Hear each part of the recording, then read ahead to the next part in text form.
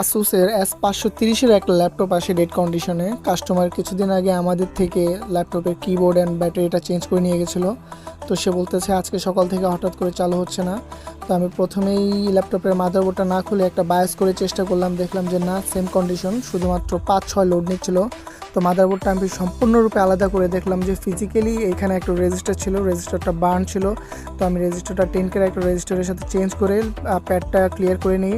আর প্রসেসরের পেছনে এই প্যাডেও ফাঙ্গাস পড়ে গিয়েছিলো, সেটা ক্লিন করে নিই। ক্লিন করার পরে এখানে দুইটা ক্যাপাসিটার ছিল, ক্যাপাসিটার দুইটাই আমার সন্দেহ লাগে, তো আমি ওই দুইটাও চেঞ্জ করে নিই। চেঞ্জ করার পরে আমি র্যাম আর কিবোর্ড লাগিয়ে বোর্ডটায় আমি পাওয়ার দিই। পাওয়ার দিলে দেখলাম যে সুন্দর মতো পাওয়ার চলে আসে। আগে 5-6-7 আটকে থাকতো, এখন মেশিনটা অন হয়ে যায় আর পরবর্তীতে কিবোর্ডেও ডিসপ্লে চলে আসে।